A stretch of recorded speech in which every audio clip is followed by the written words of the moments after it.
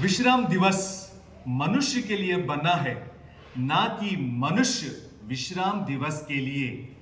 इसीलिए मानव पुत्र विश्राम दिवस के स्वामी है।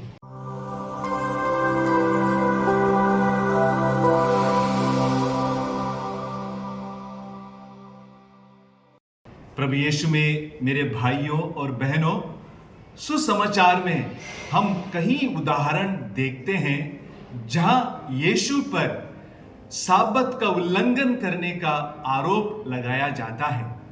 उदाहरण के लिए मार्कुस के सुसमाचार अध्याय 3 पद संख्या 1 से 6 में हम देखते हैं, यीशु एक मनुष्य जिसका हाथ सूख गया था, विश्राम के दिवस उनको प्रभु यीशु चंगाई करते हैं। संत लूकास के सुसमाचार अध्याय 13 पद संख्या 10 से 17 में हम देखते हैं, एक स्त्री 12 साल से बीमार की वजह से झुक गई थी। विश्राम के दिन प्रभु यीशु उन्हें चंगा करते हैं। संत योहन के सुसमाचार अध्याय 9 पद संख्या 1 से 16 में हम देखते हैं, एक जन्म से अंधा व्यक्ति को दृष्टि प्रदान करते हैं। और आज के सुसमाचार में हम देखते हैं कि फारिसी यीशु के शिष्यों पर आरोप लगाते हैं कि विश्राम के दिन वे उल्लंघन करते हैं। पुराने विधान में हम देखते हैं यहूदी लोगों के लिए साबत या विश्राम दिवस एक उपहार था। श्रम से विराम करने के लिए, ईश्वर में विश्राम करने और उनकी उपस्थिति और प्रेम का अनुभव करने के लिए एक पवित्र समय था।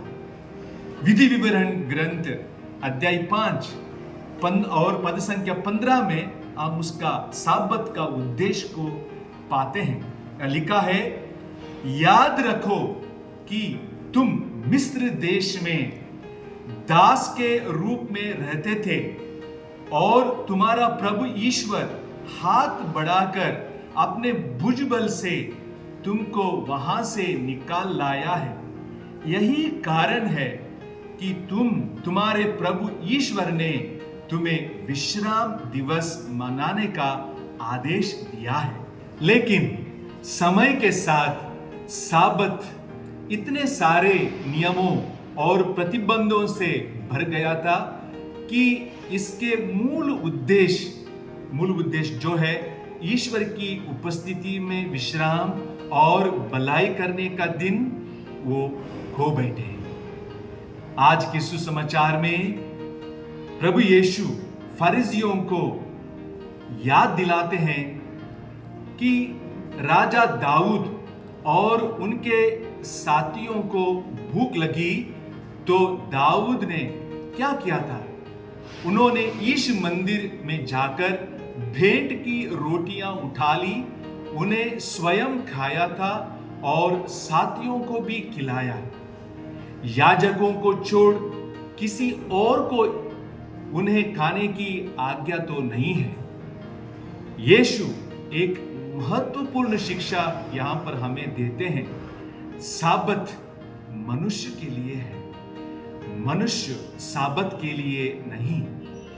इसका उद्देश्य मानवता की सेवा करना है, हमारे कल्याण को बढ़ावा देना है और हमें ईश्वर के करीब लाना है।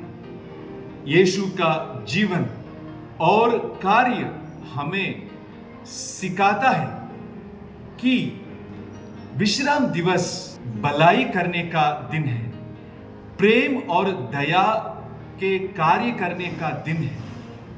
आइए मेरे भाइयों और बहनों, हम प्रार्थना करें कि प्रभु यीशु जो विश्राम दिन का स्वामी है, हम सबको अपनी आज्ञाओं के गहरे अर्थ को समझने, दया और करुणा से भरे दिल के साथ जीने की कृपा प्रदान करें।